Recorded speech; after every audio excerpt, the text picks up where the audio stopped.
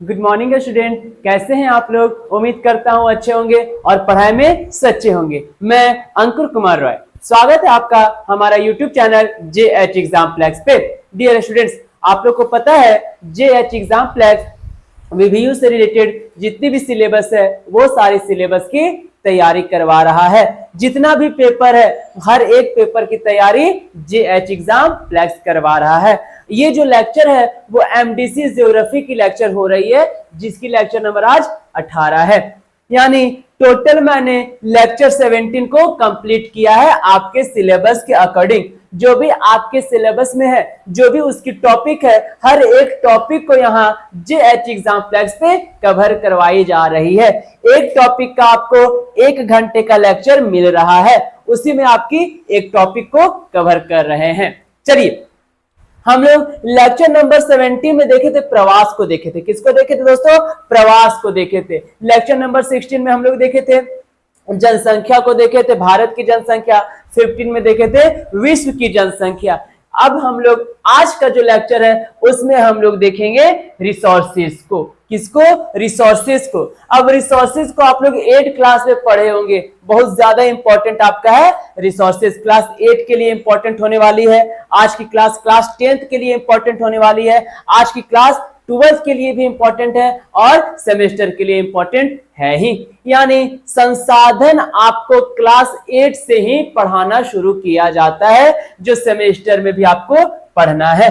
तो उम्मीद करूंगा कि पहले आप लोग संसाधन को अच्छे से पढ़े होंगे और आज की क्लास में आप लोग को समझने में दिक्कत नहीं होगा। अगर होगा तो आज से नहीं होगा, इस वीडियो के बाद से। चलिए हम लोग देखते हैं रिसोर्सेस। अब संसाधन है क्या?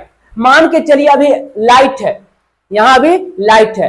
अब लाइट कट गया, अंधेरा हो गया, तो हम लोग क्या संतुष्ट नहीं हो पाएंगे अंधेरा से? तो इसमें क्या होगा? हम लोग बल्ब लगाएंगे। तो ये बल्ब क्या किया? हम लोग को संतुष्ट किया। तो ये बल्ब हमारे लिए क्या हो जाएगा? संसाधन हो जाएगा। गर्मी लग रहा है, क्या लग रहा है? गर्मी लग रहा है। अब हम पंखा लगा लिए, अब ये हवा खा के हम क्या हो गए? संतुष्ट हो गए। तो ये मेरी क्या हो जाएगी? संसाधन हो जाएगी। मतलब हम लोग अपने संतुष्टि के लिए जिस चीज का प्रयोग करते हैं उसी को क्या बोलते हैं दोस्तों? उसी को बोलते हैं संसाधन। जैसे आप लोग VVU के एस्पिरेंट है, विनोबा भावे यूनिवर्सिटी के स्टूडेंट है। अब आपको क्या कर रहा है? JH एग्जाम्प्लेक्स सारा पेपर का तैयारी करवा रहा है। जो भी सोर्सेस है वो सारा आप लोग को उपलब्ध करवा रहा है। तो JH एग्जाम्प्लेक्स आपके लिए क्या हो गई? संसाधन हो गई दोस्तों। क्या हो गई? संसाधन हो गई। क्यों? क्योंकि आप JH एग्जाम्प्लेक्स से अपने सिलेबस का तैयारी करके क्या हो रहे हैं? संतुष्ट हो रहे हैं। तो ये JH एग्जाम्प्लेक्स आपके लिए क्या हो गई? एक संसाधन का काम करती है। मतलब कि जिस चीज का प्रयोग करके आपको संतुष्टि मिले उसे हम लोग क्या कहेंगे? संसाधन कहेंगे। क्या कहेंगे दोस्तों? संसाधन कहेंगे। पानी बड़ी जोर से प्यास लग रहा है, क्या लग रहा है? बड़ी जोर से प्यास लग रहा है, तो हम क्या करें? पानी पिए। तो प्यास खत्म हुआ तो पानी हम लोग के लिए संसाधन हो गया। खाना भूख लगल है बड़ी जोर से, क्या है? भूख लगल है, हम खाना खाएं, संतुष्ट हो गए, तो ये क्या हो गया? हम लोग के लिए संसाधन हो गया। चलिए आज की क्लास में हम लोग सिर्फ संसाधन को ही डील करेंगे और संसाधन के प्रकार को डील करेंगे। आप लोग बचपन में पढ़े होंगे लिविंग थिंग्स और non living things, natural things और मैनमेड थिंग्स। आप लोग बचपन में पढ़े होंगे, 2-3 में हम लोग को सिखाया जाता है कि जिसमें जान है वो लिविंग थिंग्स हो जाएगा और जिसमें जान नहीं है वो नॉन लिविंग थिंग्स हो जाएगा। जो भगवान बनाया वो नेचुरल थिंग्स, जो इंसान बनाया वो मैनमेड थिंग्स। आज की क्लास में बस उसी का चर्चा किया जाएगा। अगर आप लोग चैनल पे नए हैं तो चैनल को सब्सक्राइब कर लीजिए, लाइक कर दीजिए और अपने दोस्तों तक शेयर कर दीजिए, ताकि उससे भी उन लोग को भी इस वीडियो से क्या मिले? जानकारी प्राप्त हो जाए। तो शुरू करते हैं दोस्तों, आप लोग आज्ञा दीजिए शुरू करने का। चलिए देखते हैं संसाधन। आज की वीडियो में मैं यही कोशिश करूंगा कि रिसोर्सेस जो है आप लोग की कंफ्यूजन है वो सारी कंफ्यूजन आज की क्लास में मैं सारा क्लियर कर दूं। मेरा यही कोशिश रहेगी कि मैं आप लोग को क्या कर दूं? संतुष्ट कर दूं। जैसे प्यास लगे से प्यास पानी पिए से प्यास बुझ जाता है, खाना खाए से पेट भर जाता है, उसी तरह संसाधन पढ़ा के संसाधन का लेक्चर अच्छे से आपको समझा के मैं आपको संतुष्ट करूंगा। यही मेरी आज की कोशिश होगी। चलिए देखते हैं रिसोर्सेस क्या है और टाइप्स ऑफ रिसोर्सेस को, ये बहुत ज्यादा इंपॉर्टेंट हो जाती है। चलिए स्टार्ट करने से पहले मैं आप लोग को रोज बताता हूं, आज भी बता रहा हूं क्या भैया कि सेमेस्टर 2 की जो तैयारी है जेएच एग्जाम प्लेक्स पे करवाई जा रही है। सेमेस्टर 2 की तैयारी स्टार्ट हो चुकी है 18 जून से ही। हाँ 18 जून से ही आपकी सेमेस्टर 2 की तैयारी स्टार्ट हो चुकी है। कितना में? ओनली 4599 में, सिर्फ 599 में सेमेस्टर 2 की तैयारी स्टार्ट हो चुकी है, जिसमें से आपको लाइव क्लासेस दिया जा रहा है और कहीं ना कहीं आपको 3-4 लेक्चर आपको मिली थी, उसके बाद क्या हुआ है लेक्चर को बंद कर दिया गया है। जो पेड ग्रुप में है उन लोग कंटिन्यू लेक्चर ले रहे हैं, जो नहीं है उन लोग के लिए वीडियो अनअवेलेबल हो गया है। जल्द से जल्द आप लोग हमारे पेड ग्रुप से जुड़ जाइए ताकि आप लोग तक भी लाइव क्लासेस मिल जाए और आप लोग भी अच्छे से पढ़ाई कर पाए। ओनली 4599 में जेएच एग्जाम प्लेक्स सेमेस्टर 2 की तैयारी करवा रहा है। सेमेस्टर 2 की तैयारी जितना भी पेपर है, 3 पेपर 4 पेपर 5 पेपर जितना भी पेपर है, वो सारा पेपर का सिर्फ एक ही कॉस्ट है, वो कितना है? 599। इसमें आपको लाइव क्लासेस दिया जाएगा 599 में, रिकॉर्डेड क्लासेस दिया जाएगा, नोट्स दिया जाएगा और जितने भी क्लास होंगी, लेक्चर होंगी, थ्योरी होंगी, सबका एनालिसिस प्रीवियस ईयर का सबको मिला के क्वेश्चन आंसर करवाया जाएगा ताकि आप लोग का एग्जाम अच्छा जा सके। तो जल्द से जल्द आप लोग दिए हुए नंबर 9631559973 पे कॉल करके जल्द से जल्द आप लोग जुड़ जाइए। सेमेस्टर 2 की तैयारी ओनली 4599 में। सेम कंडीशन वही है जो सेमेस्टर 2 के साथ था कि सेमेस्टर 4 की भी तैयारी जेएच एग्जाम क्लास पे सबसे कम फी में करवाई जा रही है। यार ये भी बैच जो है 18 जून से स्टार्ट है दोस्तों। कब से? 18 जून से। तो मैं आप लोग से रिक्वेस्ट करूंगा कि जल्द से जल्द 799 रुपए पेड करके आप लोग पेड क्लास को अटेंड कर ले। जितना देर कीजिएगा उतना तकलीफ होगा, अभी नहीं तो कभी नहीं। ये ऑफर 799 झारखंड में सबसे कम दाम में जेएच एग्जाम प्लेक्स करवा रही है सेमेस्टर 4 की तैयारी। जिनके भी मेजर पेपर पॉलिटिकल साइंस है और इसके साथ जितना भी पेपर है वो सारा पेपर का तैयारी ओनली फॉर 799 में। तो जल्द से जल्द हमारे 9631559973 पे कॉल करके और हमारे पेड क्लास से जुड़ जाइए, तभी आप सारा क्लास को अटेंड कर पाइएगा और अच्छे से जानकारी ले पाइएगा। चलिए ये थी आप लोग के लिए एक इंपॉर्टेंट नोटिस। दूसरा इंपॉर्टेंट ये है कि जेएच एग्जाम प्लेक्स आप लोग के लिए एक ऐप लेके आ रहा है, जो जल्द से जल्द आप लोग जेएच एग्जाम प्लेक्स के ऐप से पढ़ सकेंगे। ये भी बहुत जल्द प्ले स्टोर पे ऐड कर दिया जाएगा, तो आप लोग उससे भी क्लास कर सकते हैं जेएच एग्जाम प्लेक्स के ऐप से। चलिए दूसरा ये हो गया। अब हम लोग आते हैं अपना सिलेबस के और अब हम लोग देखते हैं जो महत्वपूर्ण मुद्दा है उसी पे आज हम लोग चर्चा करेंगे। उम्मीद करेंगे कि जो भी कंफ्यूजन होगा आपको 8 क्लास से लेकर के 12 तक, वो सेमेस्टर 2 में सेमेस्टर 3 में जो भी सिलेबस है उसमें क्लियर हो जाए।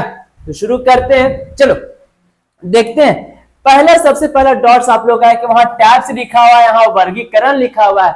बोथ आर इक्वल, इसको आप लोग वर्गीकरण कहिए या फिर प्रकार कहिए, दोनों इक्वल है। वर्गीकरण बोलो या फिर प्रकार बोलो, दोनों क्या है? इक्वल है। अब देखो संसाधन के परिभाषा एवं वर्गीकरण को हम लोग क्या करेंगे? डील करेंगे। क्या करेंगे दोस्तों? डील करेंगे। स्टार्ट करते हैं, चलिए। पर्यावरण में उपलब्ध सभी वस्तुएं जिसका उपयोग हमारी आवश्यकता पूरी करने में की जा सकती है तथा उसे बनाने के लिए तकनीक उपलब्ध है, साथ ही आर्थिक रूप से संभाव्य है और सांस्कृतिक रूप से मान्य है। वो क्या कहलाती है? संसाधन कहलाती है। जो भी पृथ्वी पर हम लोग के लिए उपयोग की चीज है वो सब क्या है? संसाधन है। जितने भी पृथ्वी पर हम लोग के लिए जिसको हम लोग प्रयोग करते हैं, हम लोग को संतुष्टि मिलती है, वो सारी चीज क्या है? संसाधन है दोस्तों। क्या है? संसाधन है। जैसे अर्थात में संसाधन वह है जो पर्यावरण में उपलब्ध सभी वस्तुएं जिससे हमारी आवश्यकता क्या हो सकती है? पूरी हो सकती है। वही क्या कहलाएगी? संसाधन कहलाएगी। उपलब्ध वस्तु को आवश्यकता पूरी करने के अनुकूल बनाने के लिए हमारे पास आवश्यक तकनीक उपलब्ध हो, उसे हम लोग क्या कहेंगे? संसाधन कहेंगे। मान के चलिए, इसको हम लोग अच्छे समझेंगे। अगर लकड़ी है मेरे पास तो हम लकड़ी का कुर्सी बना दिए तो बैठने में आराम हुआ, तो ये कुर्सी पे जब हमको आराम मिला तो ये क्या हो जाएगा? मेरे लिए संसाधन हो जाएगा। क्या हो जाएगा दोस्तों? संसाधन हो जाएगा। नेक्स्ट देखते हैं, उस उपलब्ध वस्तु को आवश्यकता पूरी करने योग्य बनाने में पूर्ण होने वाली आवश्यकता से अधिक व्यय की क्या होती है? आवश्यकता नहीं होती है। अर्थात वह आर्थिक रूप से संभाव्य होती है, तो उसे हम लोग क्या कहेंगे? संसाधन कहेंगे। मतलब जिसको हम लोग आसानी से अपने उपयोग के लिए खरीद सकते हैं, उसे हम लोग क्या कहेंगे? संसाधन कहेंगे। अब मान के चलिए एक एग्जांपल देते हैं। एक कार है BMW, एक कार क्या है? BMW, और एक कार क्या हो गया? इंडिका। दोनों तो सेम है, गाड़ी दोनों सेम है, लेकिन BMW क्या है? ये कॉस्टली आती है। क्या आती है दोस्तों? ये कॉस्टली आती है, और ये हम लोग खरीद सकते हैं।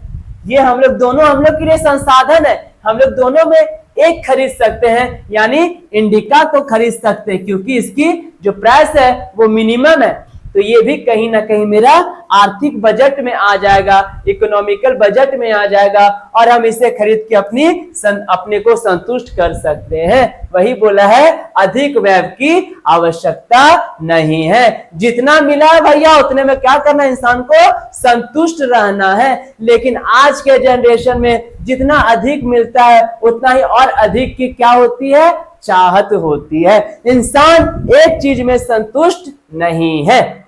चलिए नेक्स्ट क्या बोलता है? वस्तु के उपयोग की सांस्कृतिक रूप से मान्यता हो। अब जिस भी वस्तु का हम लोग उपयोग कर रहे हैं उसकी सांस्कृतिक रूप से वो क्या होनी चाहिए? मान्यता होनी चाहिए। तो वो क्या कहलाएगी? संसाधन कहलाएगी दोस्तों। क्या कहलाएगी? रिसोर्सेस कहलाएगी। उम्मीद करता हूं कि संसाधन क्या है वो आप लोग को अच्छे से समझ में आ गई होगी। तो आगे बढ़ते हैं। जहां भी कंफ्यूजन होगा, जिस समय आपके पास वीडियो पहुंचे उस समय अगर आप वीडियो को देखकर कंफ्यूजन होता है तुरंत कमेंट करके पूछ सकते हैं। नेक्स्ट वीडियो में पहले आपकी कंफ्यूजन को दूर किया जाएगा, उसके बाद अगले टॉपिक पे हम लोग आगे बढ़ेंगे। चलिए, हमारे पर्यावरण में उपलब्ध वस्तु को संसाधन में बदलने की प्रक्रिया प्राकृतिक, प्रौद्योगिक और संस्थानों के बीच परस्पर संबंध पर क्या है? निहित है तथा निर्भर करता है। जितना भी अगर आप आस पास देखिएगा, जिन्हें भी आप नजर दौड़ाइएगा जमीन पर रख के, जो भी आस पास आप देख रहे हैं वो संसाधन है। भले उसको आप खाने के लिए यूज नहीं करते हो, पहनने के लिए यूज कर रहे हैं, बैठने के लिए यूज कर रहे हैं, मोटरसाइकिल यूज कर रहे हैं, जितना भी आपके आसपास का चीज जो नजर आता है वो सारी चीज आपकी संसाधन होती है। या फिर वो प्राकृतिक संसाधन हो, या फिर वही प्राकृतिक संसाधन को हम लोग चेंज कर देंगे प्रौद्योगिक संसाधन में, और वही टेक्निकल संसाधन को हम लोग चेंज कर सकते हैं संस्थानों में। ये सब किस पे निर्भर है? ये सब सारी संसाधन पर निर्भर है। अगर हम ये बोर्ड अगर आप लोग को पढ़ा रहे हैं तो ये बोर्ड किससे बनी है? ये भी प्राकृतिक संसाधन से बनी है। अरे मानव संसाधन क्या है कि प्रकृति को ही नया रूप दे दिया, उसी को हम लोग कहेंगे मानव संसाधन। लेकिन वास्तविक अगर उसका रूप देखेंगे तो सारी चीज प्राकृतिक संसाधन से ही मिली है। चाहे चलो ठीक है, कोई दिक्कत? चलिए, उम्मीद करूंगा कि आपको आज संसाधन का सारा डॉट्स क्लियर कर दे।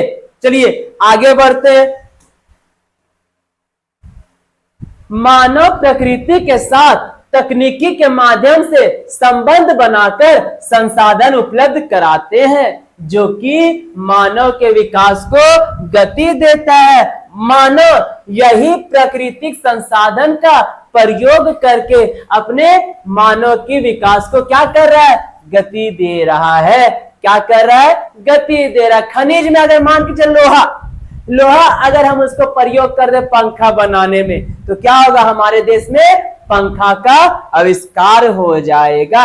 मोबाइल जो आजकल सब यूज कर रहे हैं, वो अपने देश में बनाना शुरू कर दे तो हमारा देश क्या हो जाएगा? विकसित हो जाएगा। मोबाइल जो बनी है उसको मानव क्या क्या आकार दे दिया है, लेकिन जिस चीज का इसमें प्रयोग किया गया है, हर एक पॉइंट को हम लोग मानव संसाधन यानी प्राकृतिक संसाधन से ही प्रयोग किए हैं।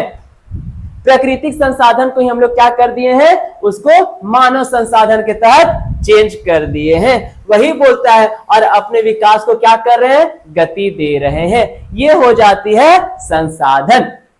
चलिए आगे बढ़ते हैं। अब देखिए हम लोग देखेंगे जो मेन टॉपिक है वो है संसाधन का वर्गीकरण, यानी संसाधनों के प्रकार को हम लोग देखेंगे। चलिए देखते हैं। संसाधन को विभिन्न आधार पर वर्गीकृत किया जा सकता है। हम लोग क्या कर सकते हैं? संसाधन को तरह तरह के प्रकार में बांट सकते हैं। जैसे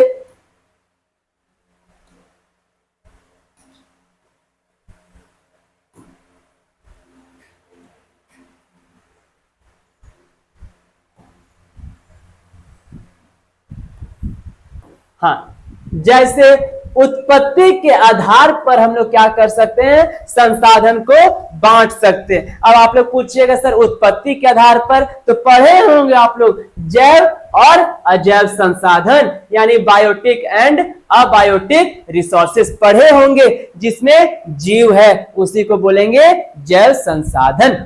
चलिए दूसरा क्या बोलता है? समाप्यता के आधार पर नवीकरणीय संसाधन और अनवीकरणीय संसाधन।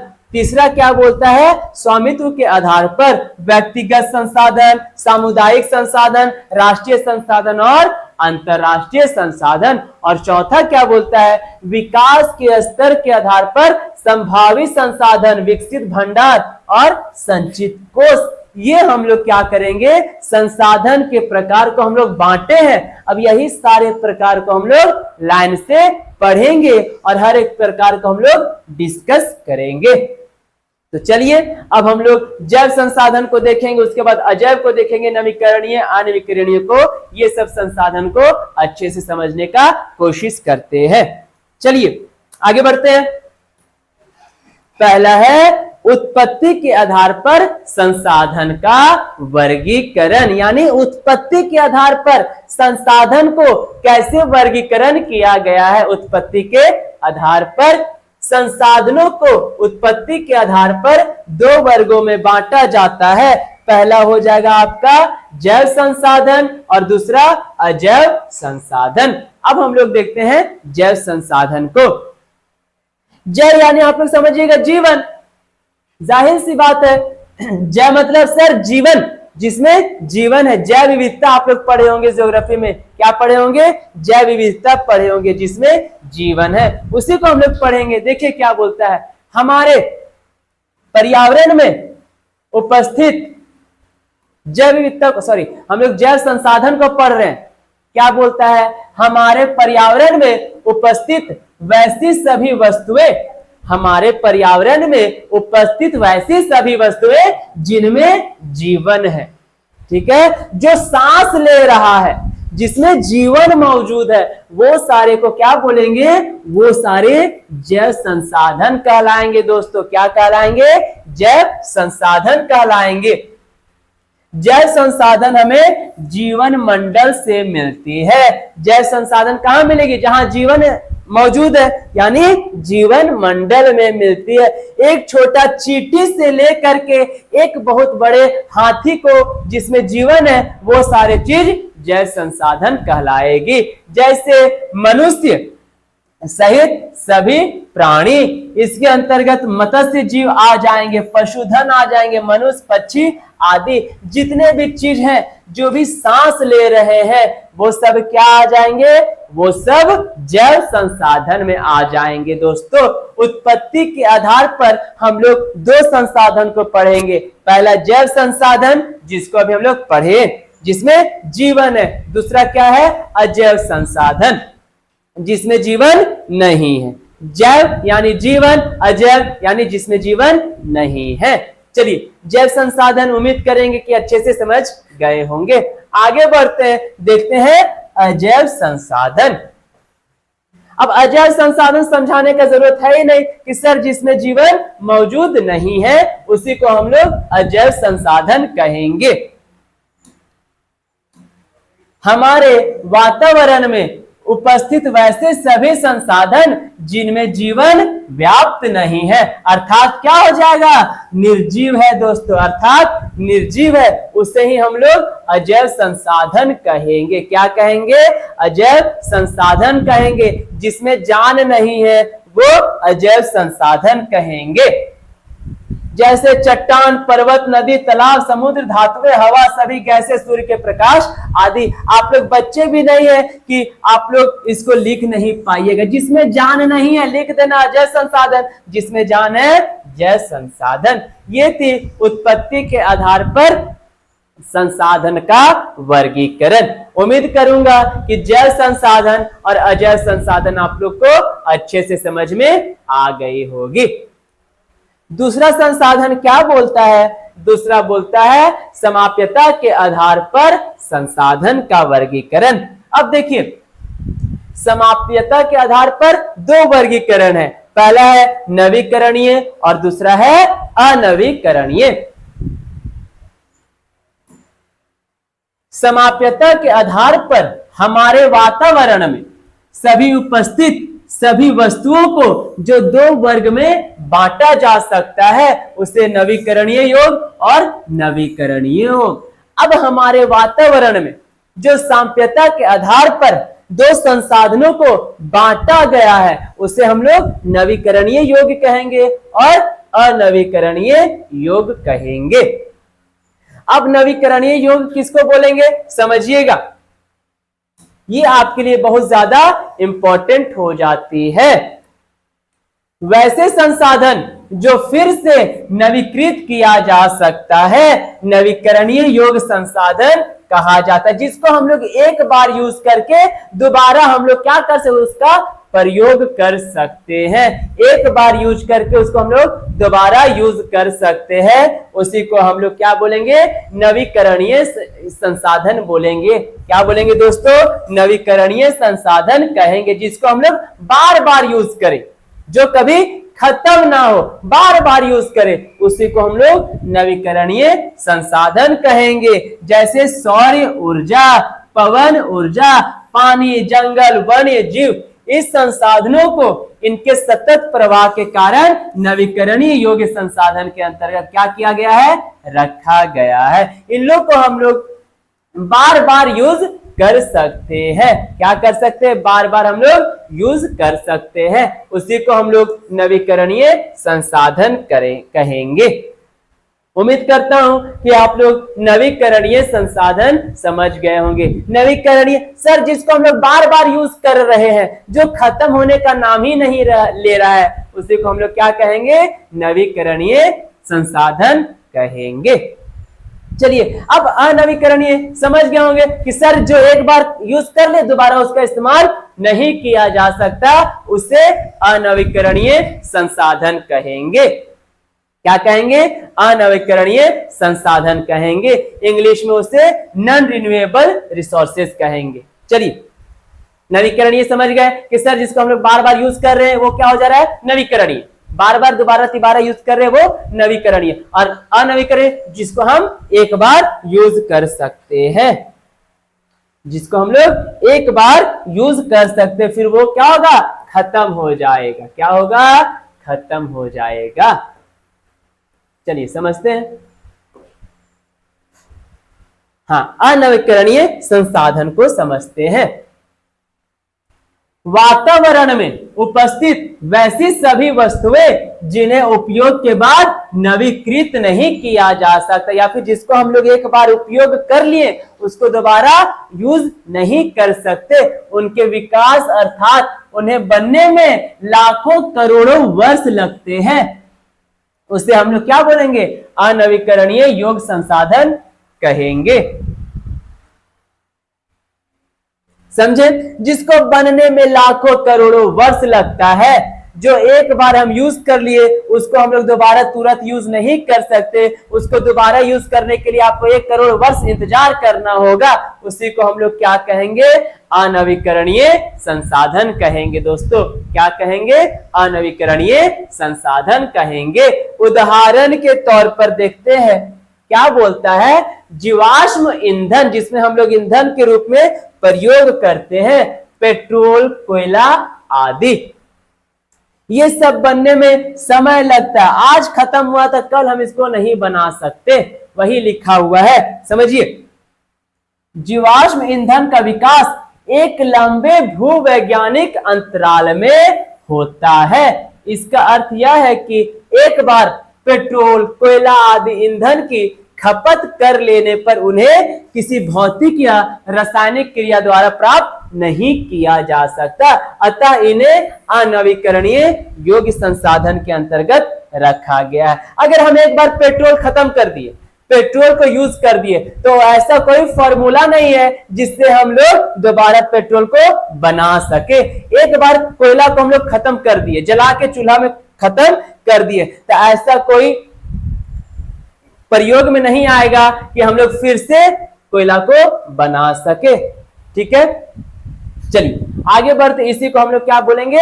जीवाश्म ईंधन कहेंगे। और ये ईंधन कहां आ जाएगा? ये ईंधन अनवीकरणीय संसाधन में आएगा, जिसको हम लोग दोबारा प्राप्त नहीं कर सकते। दूसरा क्या बोलता है? पहला बोला जीवाश्म ईंधन, दूसरा है धातु। चलो धातु को समझते हैं। धातु हमें खनन के द्वारा खनिज के रूप में मिलता है। सब जानता है कि धातु कहां मिलेगा? खनिज के रूप में, यानी जमीन के अंदर से जो चीज मिलेगी उसे हम लोग धातु कहेंगे।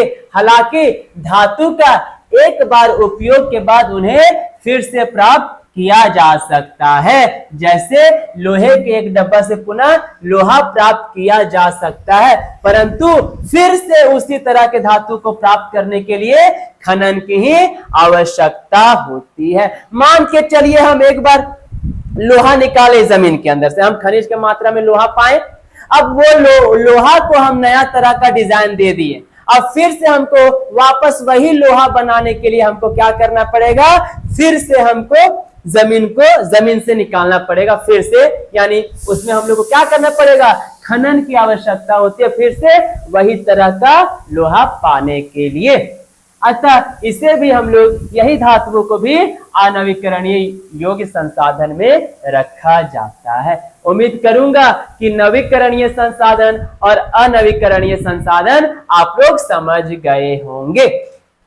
नवीकरणीय सर जिसको हम लोग दोबारा यूज कर सकते हैं। अनवीकरणीय संसाधन सर जिसको पाने में समय लगता है, करोड़ों वर्ष लगता है बनने में, अगर उसको एक बार हम लोग इस्तेमाल कर लिए तो फिर से उसे दोबारा प्रयोग नहीं कर सकते, इसी को हम लोग क्या कहेंगे? अनवीकरणीय संसाधन कहेंगे। 2 प्रकार देख लिए संसाधन का, उत्पत्ति के आधार पर और समाप्यता के आधार पर। तीसरा क्या है? स्वामित्व के आधार पर संसाधन। क्या है दोस्तों? स्वामित्व के आधार पर संसाधन। चलिए इसको समझते हैं। स्वामित्व के आधार पर संसाधनों को 4 वर्ग में बांटा गया है। स्वामित्व के आधार पर जितने भी रिसोर्सेस है उसे 4 वर्ग में बांटा गया है। पहले क्या हो गया भैया, व्यक्तिगत हर एक इंसान को, सामुदायिक ग्रुप को, राष्ट्रीय देश को और अंतरराष्ट्रीय विदेश को। यानी कि स्वामित्व के आधार पर संसाधन को 4 भागों में बांटा गया है। अब व्यक्तिगत संसाधन को पढ़ेंगे, उसके बाद सामुदायिक को पढ़ेंगे, राष्ट्रीय संसाधन और अंतरराष्ट्रीय संसाधन को डील करेंगे। समझते हैं व्यक्तिगत संसाधन है क्या। वैसे संसाधन जो व्यक्तियों को निजी स्वामित्व में हो, जो व्यक्तियों को निजी स्वामित्व में हो, व्यक्तिगत संसाधन कहलाते हैं। जैसे भैया जो मनुष्य के लिए उपयोगी हो वो सारी चीज क्या कहलाएगी, व्यक्तिगत संसाधन कहलाएगी। जैसे घर, व्यक्तिगत तालाब, व्यक्तिगत निजी चारागाह, व्यक्तिगत कुएं या आदि, ये सारी चीज आपकी क्या है, व्यक्ति की जरूरत की चीज है। ये हम लोग को क्या देती है, संतुष्टि प्रदान देती है। तो इसे हम लोग क्या कहेंगे, व्यक्तिगत संसाधन कहेंगे।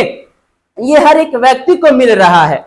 अब सामूहिक संसाधन किसे कहेंगे, कि जो पूरे समूह को मिल रहा है उसे ही हम लोग क्या कहेंगे, सामुदायिक संसाधन कहेंगे। जैसे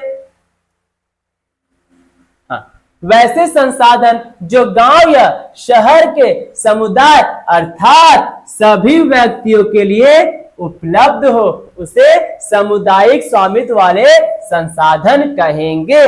जैसे सार्वजनिक पार्क जहां सबको जाना अलाउ है, सार्वजनिक खेल का मैदान जहां सब लोग खेल सकते हैं, सार्वजनिक चारागाह, शमशान, सार्वजनिक तालाब, नदी आदि, मतलब कि जहां ज्यादा लोग रह सकते हैं, ज्यादा लोग जाना है, जिसका कोई रोक टोक नहीं है, उसी में हम लोग को क्या कहेंगे, उसी को हम लोग सामुदायिक संसाधन कहेंगे। व्यक्तिगत संसाधन हर व्यक्ति की जरूरी की चीज, सामुदायिक संसाधन सारे व्यक्तियों की जरूरी की चीज, जहां सारे लोग रहते हैं, कोई रोका टोक नहीं है, उसी को हम लोग क्या कहेंगे, सामुदायिक संसाधन कहेंगे। उम्मीद करेंगे कि आप लोग को हर एक संसाधन अच्छे से समझ में आ रही होगी। तीसरा क्या है, राष्ट्रीय संसाधन।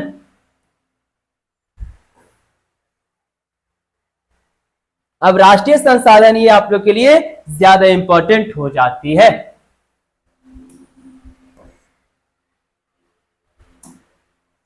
वैसे सभी संसाधन जो राष्ट्र की संपदा है राष्ट्रीय संसाधन कहलाते हैं। जैसे सड़कें, नदियां, तालाब, बंजर भूमि, खनन क्षेत्र, तेल उत्पादन क्षेत्र, राष्ट्र की सीमा, समुद्री तथा महासागर क्षेत्र तथा उसके अंतर्गत आने वाले संसाधन, ये सब क्या है, राष्ट्रीय संसाधन। यानी एक देश की ये सब क्या है, एक देश की संपत्ति है, जो देश की संपत्ति से हम लोग अपने देश का विकास कर सकते हैं, वो हमारे देश की क्या हो जाएगी, संसाधन हो जाएगी, उसे ही हम लोग राष्ट्रीय संसाधन कहेंगे। यानी अपने देश के अंदर आने वाले जितने भी है हम लोग जिसको संसाधन के रूप में प्रयोग करते हैं, उसी को हम लोग राष्ट्रीय संसाधन कहेंगे।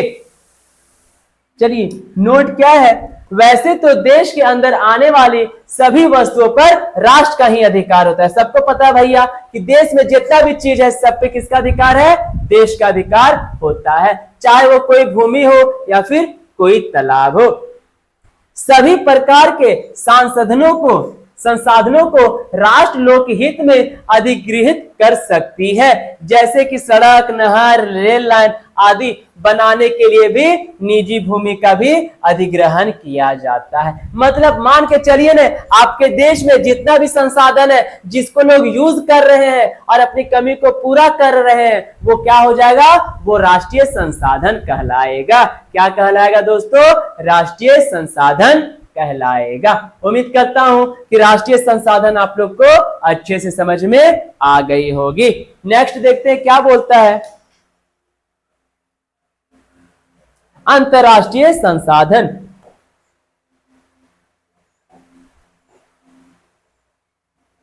चलिए, ये आप लोग के लिए बहुत ज्यादा इंपॉर्टेंट हो जाती है। अंतरराष्ट्रीय संसाधन से पढ़ने से पहले राष्ट्रीय संसाधन, ये आप लोग के लिए दो लाइन है जो बहुत ज्यादा इंपॉर्टेंट हो जाती है। भारत में 1978 में जब 44वां संविधान संशोधन हुआ था, मौलिक अधिकारों में से संपत्ति के अधिकार को क्या कर दिया गया? हटा दिया गया।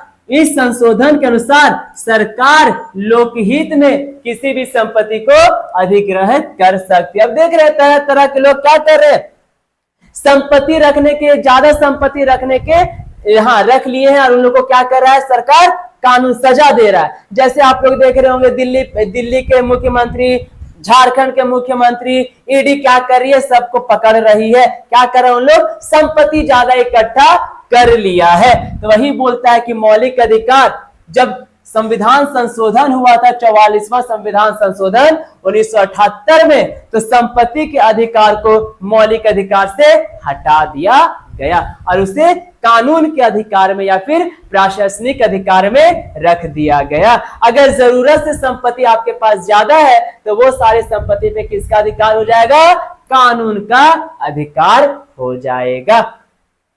नेक्स्ट क्या बोलता है? हाँ, अब देखिए नेक्स्ट बोलता है भूमि अधिग्रहण का अधिकार शहरी विकास प्राधिकरणों को प्राप्त है। अब अगर आप शहर का विकास करना चाहते हैं, किसी भी जमीन पे किसी भी चीज में अगर आप उसको डेवलप करना चाहते हैं तो उसका अधिकार किसका है? शहरी विकास पदाधिकारी का, जो भी वहां के मजिस्ट्रेट होंगे, डीएम होंगे, उस पे चलिए अधिकार प्राप्त है। ये थी आपकी राष्ट्रीय संसाधन। अब हम लोग देखते हैं अंतरराष्ट्रीय संसाधन को। ये बहुत ज्यादा इंपॉर्टेंट हो जाता है। तट रेखा से 200 समुद्री मील के बाद खुले महासागर तथा उसके अंतर्गत आने वाले संसाधन अंतरराष्ट्रीय संसाधन के अंतर्गत आते हैं। अगर आप समुद्री इलाका से 200 मील तक आपका वो क्षेत्र में आता है तो उसमें ही आपका अधिकार हो जाएगा। लेकिन 200 मील के बाद जो भी क्षेत्र आएगा वो अंतरराष्ट्रीय संसाधन कहलाएगा। मतलब कि मेरे घर से 200 मील तक ये इस पे अधिकार किसका है? आपका ही अधिकार है। लेकिन आपके घर से 200 मील के बाद जब आप जाइएगा तो इस पे दूसरे का अधिकार हो जाएगा। दोस्तों, बोलने का मतलब इस पे अंतरराष्ट्रीय संसाधन घोषित किया जाएगा। मतलब कि इस पे देश का नहीं, दूसरे अंतरराष्ट्रीय संसाधन कहलाएगा। इनके प्रबंधन का अधिकार कुछ अंतरराष्ट्रीय संस्थानों को दिए गए हैं। अंतरराष्ट्रीय संसाधनों का उपयोग बिना अंतरराष्ट्रीय संस्थानों के सहमति के नहीं किया जा सकता। अगर आप 200 मील के पार जाके इसका अगर इस क्षेत्र का आप प्रयोग करना चाहते तो आपको परमिशन लेना होगा। किसका?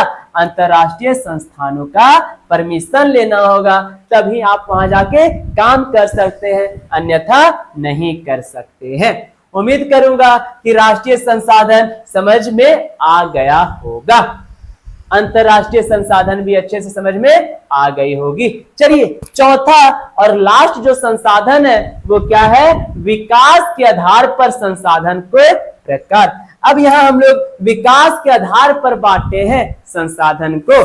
जैसे समझिएगा,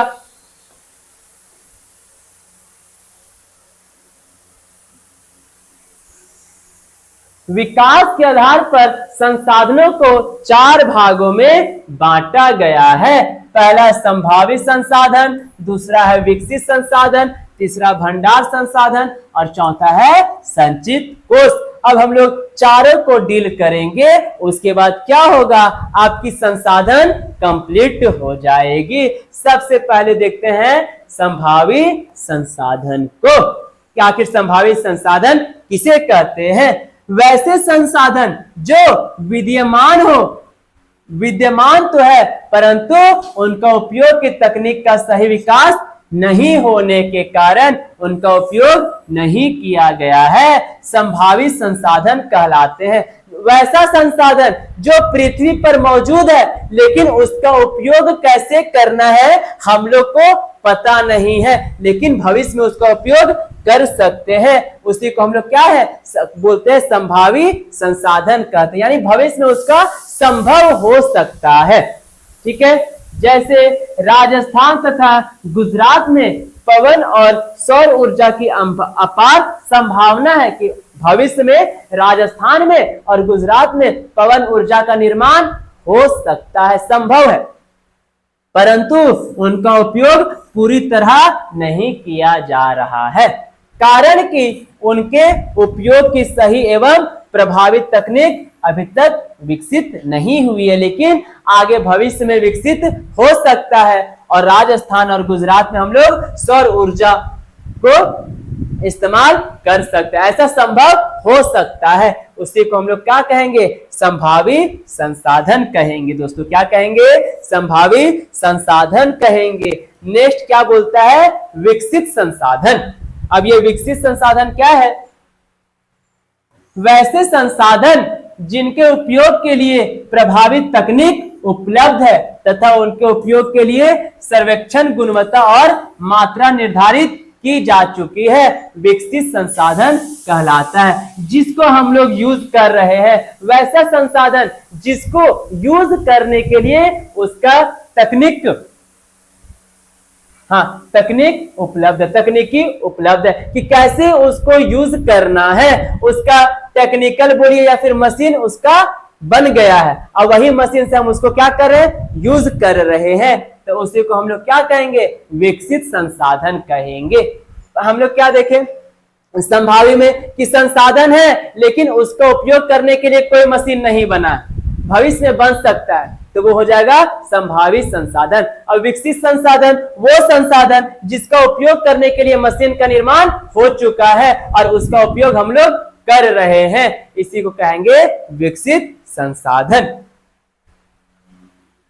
चलिए आगे बढ़ते हैं। नेक्स्ट क्या बोलता है, भंडार।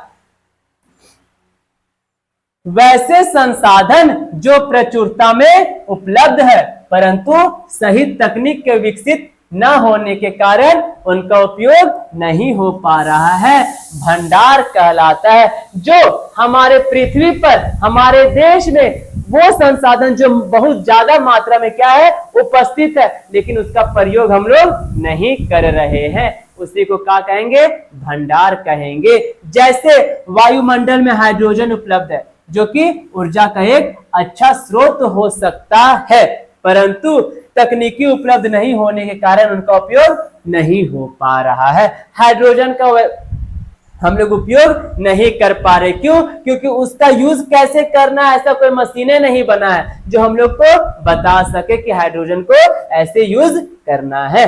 इसको क्या कहेंगे, भंडार कहेंगे। और लास्ट जो बोलता है बचता है उसे कहेंगे संचित कोष। वैसे संसाधन जिनके उपयोग के लिए तकनीक उपलब्ध है लेकिन उनका उपयोग अभी आरंभ नहीं किया गया है। अब हम मशीन बना लिए लेकिन मशीन में हम लोग क्या उसमें डाले जिसका इस्तेमाल हो सकता है, वो चीज मौजूद नहीं है तथा वे भविष्य में उपयोग के लिए सुरक्षित रखे गए हैं, संचित कोष कहलाते हैं। कि हम मशीन बना दिए लेकिन उसका प्रयोग कैसे करना है ये पता नहीं है, लेकिन भविष्य के लिए हम उसको क्या करके रखे हैं, संचित करके रखे, यानी जमा करके रखे हैं, उसी को हम लोग क्या कहेंगे, संचित कोष कहेंगे। संचित कोष भंडार के भाग हैं। देखिए ये जो संचित कोष है ये भी क्या है, भंडार के भाग है। यहाँ भंडार उपलब्ध है, मशीन नहीं है, यहाँ मशीन उपलब्ध है लेकिन हम लोग क्या किए, सुरक्षित करके रखे हैं कि जब ये भंडार खत्म हो जाएगा तब इसको हम लोग प्रयोग करेंगे। चलिए आगे बढ़ते हैं। लास्ट क्या बोला है, उदाहरण। जैसे संचित कोष का उदाहरण, जैसे भारत के कई बड़ी नदियों में अपार जल का क्या है, भंडार है, परंतु उन सभी से विद्युत का उत्पादन अभी तक प्रारंभ नहीं हुआ है, भविष्य में उसके उपयोग करने की संभावना है। अतः बांधों तथा नदियों का जल वन संपदा आदि संचित कोष के अंतर्गत आने वाले संसाधन है। दोस्तों ये थी आपकी संसाधन की क्लास, ये थी आपकी प्राकृतिक संसाधन। अब मानव संसाधन क्या है वो आप लोग लिख सकते हैं, दिक्कत की बात नहीं है। उम्मीद करूंगा कि आप लोग संसाधन को अच्छे से समझ गए होंगे। ये प्राकृतिक संसाधन था। अब मानव संसाधन तो प्रकृति को ही हम लोग चेंज कर देंगे दूसरा चीज में, उसी को हम लोग मानव संसाधन कहेंगे। उम्मीद करूंगा कि आज की क्लास में आपके संसाधन से रिलेटेड जितनी भी डॉट्स थी वो सारी क्लियर हो गई होगी। और ये जो क्लास 8, 9, 8 के लिए इंपॉर्टेंट थी, 10th के लिए इंपॉर्टेंट है, 12th के लिए इंपॉर्टेंट और सेमेस्टर के लिए इंपॉर्टेंट है ही। तो उम्मीद करूंगा कि अच्छे से आप लोग समझ गए होंगे। ये लेक्चर नंबर 18 था, यानी टोटल आपके सिलेबस का 18 टॉपिक को क्लियर कर दिए हैं। कल लेक्चर नंबर 19 होगी, तो इसीलिए आप लोग 18 को अटेंड करने से पहले पिछले जितने भी लेक्चर वीडियो है वो सारा एक बार अटेंड कर ले। उम्मीद करूंगा कि आप लोग को क्लास अच्छी लगी होगी और समझ में भी अच्छे से आया होगा। मैं अंकुर कुमार राय मिलूंगा फिर अपने अगले वीडियो में, तब तक के लिए धन्यवाद।